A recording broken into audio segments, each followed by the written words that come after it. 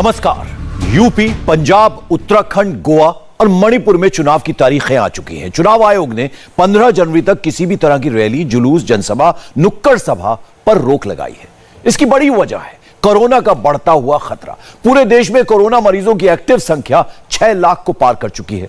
देश का कोई भी स्टेट अब कोरोना की सुपर स्पीड से अछूता नहीं बचा है। पिछले 24 घंटों की अगर बात करें तो उत्तर प्रदेश में 7,695 लोग कोरोना से संक्रमित हुए हैं। एक्टिव मरीजों की संख्या 25,974 हो चुकी है, जबकि पिछले 24 घंटों में 4 मरीजों की कोरोना से मौत भी हुई है। दिल्ली में भी हालात बेहद ही खराब हैं। कल 20,000 से ज्यादा लोग कोरोना की चपेट में आए थे।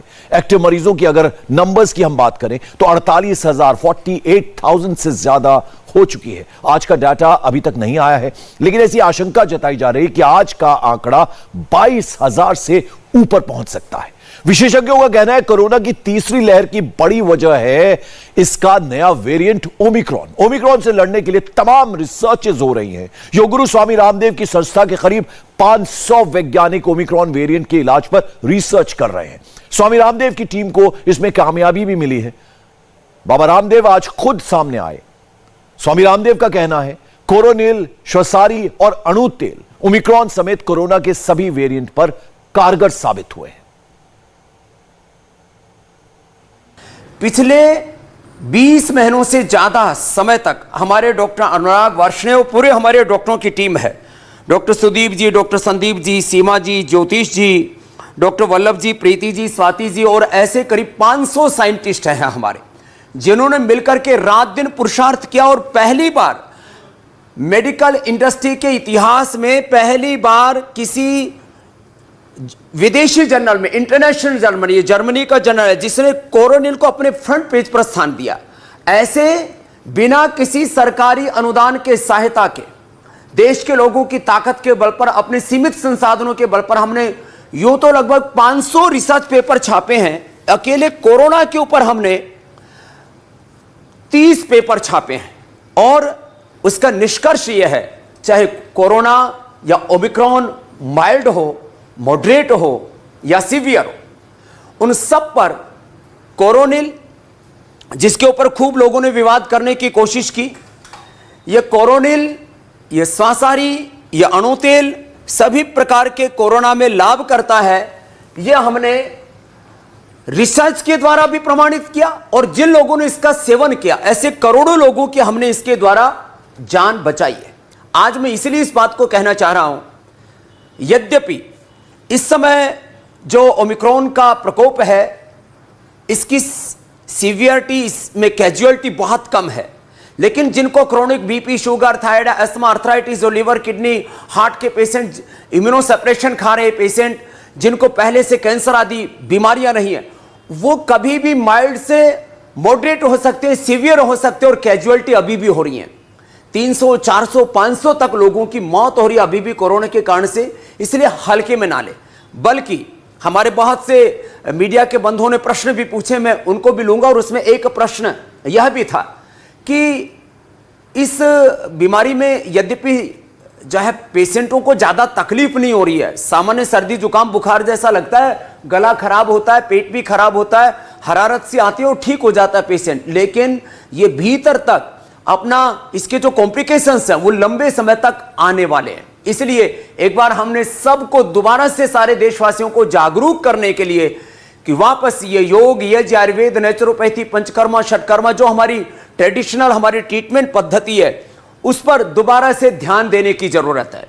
और इस दरमियान हमने कोरोनिल, श्वासारी, अणु तेल के साथ साथ जो च्यवनप्राश महर्षि च्यवन ऋषि ने दिया था, इसके ऊपर अभी तक किसी विदेशी जर्नल में कोई रिसर्च पेपर पब्लिश नहीं हुआ। हमने पहली बार पतंजलि च्यवनप्राश को इसको बेचने के लिए हम ये बात नहीं कर रहे हैं। हमारा उद्देश्य तो लोगों की जान बचाना है, व्यापार नहीं। उपचार और उपकार की भावना से हमने काम किया है। और जो हम अपने घरों में दालचीनी, अदरक, हल्दी का जो काढ़ा बना करके पीते हैं, उससे भी किस तरह से हमारी इम्यूनिटी बूस्ट होती है, जो हम काढ़ा आज भी फिर से बताने वाले हैं, क्योंकि ये हमने दिव्य पेय के ऊपर, क्योंकि ये जड़ी बूटियों की चाय हमने पहले भी बताई थी, आज भी मैं ये बताना चाहता हूं कि जिन लोगों को सर्दी, जुकाम, बुखार, कई बार तो पता ही नहीं लगता कि ये मौसमी बुखार है, क्योंकि शीतलहर है, उसके बीच में वर्षात हो रही है और ऐसे में लोगों को सामान्य सर्दी जुकाम बुखार हो भी रहा है। ऐसे में भी मात्र आप 5 लौंग एक व्यक्ति के लिए 5 लौंग लेते हैं और उसमें थोड़ी सी तुलसी डाल देते हैं, इतनी मात्र लौंग और तुलसी, और इसको काढ़ा बना करके इसमें थोड़ा सेंधा नमक मिला करके पी लेते हैं, उतने से बुखार उतर जाता है। लेकिन यदि बुखार ज्यादा है तो फिर हमने ये गिलोय, ये काढ़ा हमने पहले भी बताया था, ये गिलोय, ये अदरक, ये हल्दी, और इसी में थोड़ा जिनको हार्ट की प्रॉब्लम है उनके लिए अर्जुन की छाल, ये दालचीनी और ये मुलैठी और काली मिर्च। लेकिन काली मिर्च और लौंग कुछ लोगों ने ज्यादा भी डाला, उससे बहुत लोगों की एसिडिटी भी बढ़ गई थी। और जिनको ये सर्दी जुकाम बुखार के साथ साथ टाइफाइड भी हो रहा था, और टाइफाइड का शर्तिया इलाज है, उसका रामबाण कहें या ब्रह्मास्त्र कहें, वह है मुनक्का, अंजीर और ये खूब कला। इसका भी चटनी बना करके सिलबट्टे पर हमने लोगों को बताया कि इसका उपयोग करो। यही काढ़ा अभी हम पूरे देश को दोबारा से बता रहे हैं कि दोबारा से काढ़ा पीजिए और इन घरेलू चीजों से इस ओमिक्रॉन के खतरे से अपने आप को बचाइए। ज्यादा लापरवाह मत होइए, क्योंकि आपकी थोड़ी सी लापरवाही आपको किसी बड़े संकट में डाल सकती है। आपको अभी लग रहा है कि मेरे अंदर तो माइल्ड लक्षण है, माइल्ड से आप कभी भी मॉडरेट हो सकते हो, इसलिए मैंने ये काढ़े के बारे में बात की। स्वामी रामदेव का कहना है काढ़े के साथ साथ दूध हल्दी को भी कोरोना से निपटने में कारगर ये है, और हल्दी दूध के साथ च्यवनप्राश भी काफी फायदेमंद होता है। स्वामी रामदेव का कहना है, उनका दावा रिसर्च पर आधारित है। यह हमने हल्दी वाला दूध पूरे देश को बताया था, गोल्डन मिल्क के नाम से पूरी दुनिया में भी यह प्रसिद्ध हुआ, क्योंकि सबके पास में तो इतना पैसा नहीं है कि वो केसर जो है डाल सकें, क्योंकि ये केसर ये तो सबके लिए उपलब्ध कराना एक चैलेंजिंग जॉब होता है। लेकिन हमने ये हल्दी वाला दूध और इसके साथ में इसमें यदि शिलाजीत ड्रॉप डाल करके और च्यवनप्राश ले लिया जाए, और च्यवनप्राश के साथ साथ हमने तो एक अभी जो है ये गुड़ वाला भी च्यवनप्राश बना दिया, क्योंकि ये जो सफेद चीनी है, सफेद मैदा है, सफेद नमक है, ये जहर का एक तरह से काम करता है। और ये हल्दी वाला च्यवनप्राश फिर से ले, हल्दी के साथ केसर के साथ च्यवनप्राश का सेवन करें। मैं इसलिए इन बातों को कह रहा हूं। कुछ लोगों ने ये प्रश्न भी किया है कि ओमिक्रॉन के लिए क्या कुछ अलग से उपाय करने की आवश्यकता है, तो मैं सबसे कहूंगा अलग से उपाय करने की आवश्यकता नहीं है। यद्यपि उस पर भी हमारा शोध चल रहा है। हमारे मीडिया के बंधुओं ने ये प्रश्न भी पूछा है कि क्या अलग से इसकी कोई अलग औषधि पर पीआरआई कोई रिसर्च कर रहा है। तो मैं एक एक करके उन प्रश्नों का भी उत्तर देना चाहता हूं कि हमने क्या क्या इन पिछले लगभग 2-2.5 सालों में अलग अलग प्रकार से अनुसंधान करके research and evidence based medicine के तौर पर, research and evidence based treatment के तौर पर योग को, आयुर्वेद को, नेचुरोपैथी को वर्ल्ड के किसी भी जर्नल में पहली बार हमने यज्ञ के ऊपर भी कि अलग अलग प्रकार के बैक्टीरिया, वायरस और फंगस को कैसे हवन भी कि हम धूम से भी दूर करते हैं, वो भी हमने रिसर्च पेपर छापा। जैसे पहली बार हम जो काढ़ा बना करके और जो पीते हैं उसके ऊपर ये, और च्यवनप्राश के ऊपर हमने रिसर्च पेपर छापा। ये हवन के ऊपर भी हमने पहली बार ये रिसर्च पेपर छापा है। और इस कहने का मेरा मतलब इतना है कि हम अपनी पुरानी चीजों पर गौरव करना सीखें, जड़ों से जुड़ें और रोगों को जड़मूल से मिटाएं, क्योंकि बीमारियों को सप्रेस करने मात्र से बात नहीं बनेगी। हम बीपी की, शुगर की, थायराइड की, अस्थमा की, अर्थराइटिस की दवाइयां ले लेकर के, पेन किलर्स ले लेकर के, इम्यूनो सप्रेशन ले लेकर के, अलग अलग प्रकार के पेन मैनेजमेंट के लिए, बीपी, शुगर, थायराइड के मैनेजमेंट के नाम पर दवाइयां खाते रहते हैं और बीमारियां दबी रहती हैं और फिर विस्फोट होता है। और जब कोरोना है या ओमिक्रॉन का प्रकोप होता है तो विस्फोट पूरी तरह से उभर करके सामने आता है, और जो सामान्य दिखने वाली बीमारी है वो भी प्राण घातक हो सकती है। इसलिए सुबह एक तो मेरे साथ योग करें, भस्त्रिका, कपालभाति, अनुलोम विलोम, इसको ना छोड़े, ये बिल्कुल इजी है। अनुलोम विलोम, भ्रामरी, उद्गीत ओम सूर्य नमस्कार पर कुछ लोग विवाद करते हैं। सूर्य नमस्कार करें, वो एक सर्वांगीण फिजिकल फिटनेस के लिए, अपनी इम्यूनिटी को बूस्ट करने के लिए, एक वेल टोन्ड बॉडी पाने के लिए और बॉडी के साथ माइंड और सोल के लिए एक बहुत ही सर्वांगीण व्यायाम, एक सस्टेनेबल हेल्थ के लिए, जिसकी WHO भी बात करता है। लेकिन दुर्भाग्य से मॉडर्न मेडिकल साइंस में अभी सस्टेनेबल हेल्थ या कंप्लीट हेल्थ का जो कॉन्सेप्ट है वो अभी बहुत शैशव अवस्था में है। और मॉडर्न मेडिकल साइंस उसने बहुत प्रोग्रेस की है, खास करके जो इनकेरेबल डिजीज हैं या हम उनको ये कहें कि इमरजेंसी ट्रीटमेंट के तौर पर या सर्जरी के तौर पर बहुत प्रगति की है। लेकिन मॉडर्न मेडिकल साइंस का संकट यह है कि वहां पर बीमारियों का क्योर नगण्य है। और ऐसे में हम अपनी इन पुरानी परंपराओं के ऊपर वापस लौटे। हमने ओमिक्रॉन के वायरस के ऊपर अलग से रिसर्च किया है और उसमें सबसे ज्यादा प्रभावी ये काकड़ा सिंह बिला है, जो पहले से भी हमने स्वासारी के अंदर प्रयोग किया था। तो एक काकड़ा सिंह एक सिंगल ड्रग भी ओमिक्रॉन के लिए पर्याप्त है। बाकी गिलोय तुलसी ये जो काढ़ा है ये भी उस पर बहुत प्रभावी है। और एक खास बात कहना चाहता हूं, जिनको गला खराब हो जाता है, सर्दी जुकाम तो इससे मिट जाता है, गले में दर्द होता है, तो गले के दर्द के लिए हमने एक बहुत विशेष प्रयोग किया। 100 ग्राम एलोवेरा का लीफ ले लें, इसमें 10 ग्राम कच्ची हल्दी डाल लें और इसको मिक्सी में घोट करके और इसको उबाल लें, फिर ये लिक्विड हो जाएगा। और उसमें फिर 2-3 ग्राम सेंधा नमक डाल के गरारा करने से कितना ही भयंकर गला खराब हो, एक बार के ही गार्गिल गरारे करने से गले में राहत मिल जाती है। बहुत बड़ी बात मैं बता रहा हूं। इसी से जुड़ा हुआ दूसरा प्रश्न इंडिया टीवी की हमारी मीनाक्षी बहन ने पूछा है कि बहुत लोगों ने काढ़ा पिया और काढ़ा पी पी करके लोगों की एसिडिटी बढ़ गई। तो इसमें एक बात तो ये कहना चाहूंगा कि इसमें लौंग और काली मिर्च, अदरक और हल्दी थोड़ा कम डालें, गिलोय की मात्रा अच्छी रखें। और एक गिलोय में बहुत मोटे मोटे दाने से होते हैं, वो गिलोय का इस्तेमाल ना करें, एकदम प्लेन। और ये छोटे छोटे दाने वाली जो गिलोय होती है ये इसमें ज्यादा प्रभावी होती है। तो ज्यादा मसालों का इस्तेमाल ना करें तो एसिडिटी बढ़ने की बात ही नहीं। एक भ्रांति पिछली बार जैसे हमने गिलोय के और तुलसी आदि के बारे में बताया, तो एक रिसर्च जर्नल का हवाला देकर के कुछ लोगों ने कहा था कि इससे लीवर खराब होता है। उसी रिसर्च जर्नल ने पतंजलि का रिसर्च पेपर अडॉप्ट किया और ये मानना पड़ा उसको कि जिन लोगों का लीवर खराब हुआ था उन्होंने गिलोय के कारण से नहीं हुआ, बल्कि गिलोय से लीवर ठीक होता है। और जिन लोगों का लीवर खराब हुआ था उनको पहले से ही लीवर की प्रॉब्लम थी।